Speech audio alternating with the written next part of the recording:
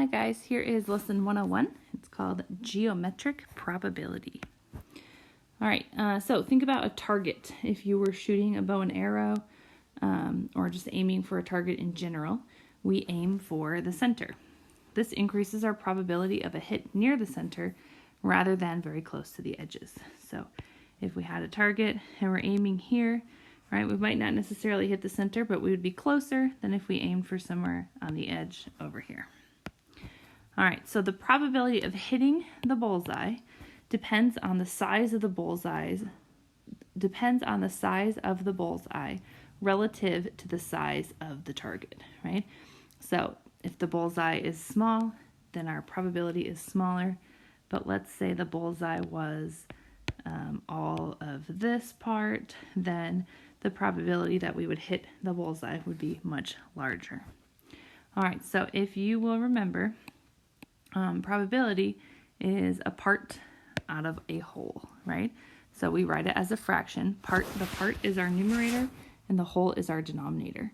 So the probability of hitting a bullseye would be the area of the bullseye, which is the part, over the area of the target, which is the whole. All right, so thinking back to probability, if the probability is 0, it means that it is impossible. It's not going to happen. And if the probability is 1, that means it is certain. There's a 100% chance it's going to happen. So let's think about a target. The radius of the target is 10 inches, and the radius of the bullseye is 4 inches. So target 10 inches, bullseye 4 inches. What is the probability that the bullseye is hit if the target is hit? So let's draw our picture. There's our target, there's our bullseye. The radius is 4 inches for the bullseye. The radius of the target, I'll go this way and change the color so we can keep it straight here, is 10 inches. So remember, probability is part over whole. So how do we find the area of a circle? What is pi r squared, right? And our target's also a circle, so that's also pi r squared. What is the radius of the target? 4 inches. So we're going to do 4 squared times pi. What is the radius of the target? 10 inches. So 10 squared times pi. All right, 4 squared is 16, so 16 pi over 10 squared is 100, so 100 pi. All right, now we want to simplify. So the pi's cancel, and then I have 16 over 100.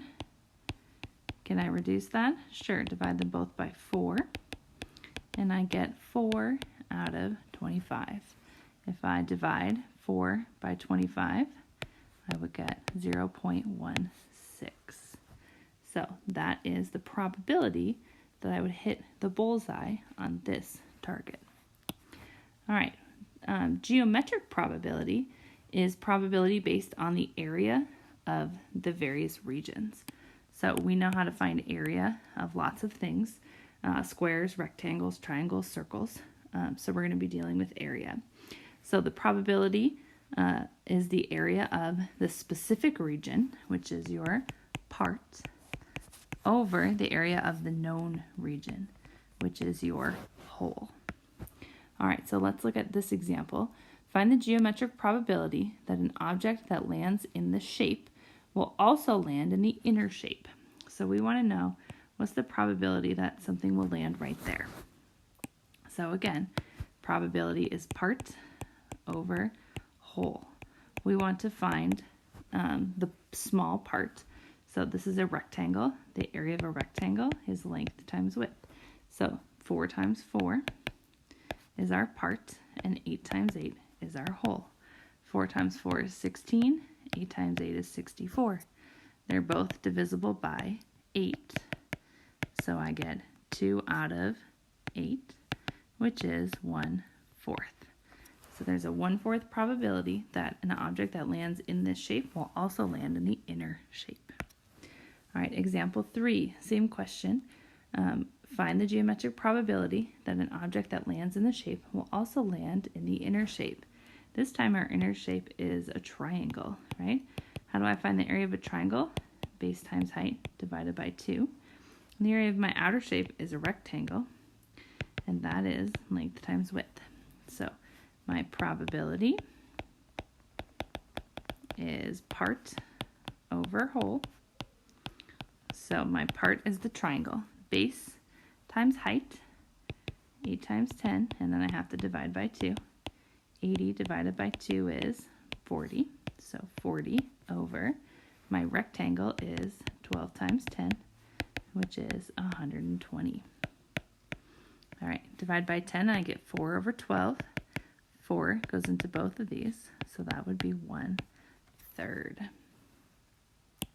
All right, last one is a circle. Pretend those are circles. Again, probability is part over whole. All right, you got to think about what they gave you here. How do I find the area of a circle? Pi r squared. Do I have radius right now? I actually have diameter. So if I look at my small circle, it tells me that the diameter is 2. So the small one, the diameter is 2, which means the radius is half of that, or 1. In my large circle, the diameter is 12, which means my radius is 6. So what is the area of the small circle? Again, pi r squared. So pi times 1 squared is 1 pi. So 1 pi over, if I look at my large circle, pi r squared is pi times 6 squared, which is 36 pi. All right, what can I cancel here? The pi's. So I'm left with the probability being 1/36. All right, if you would like additional help or practice problems on this, please check out the practice set on pages 677 and 678, and let me know if you have any questions. See you later.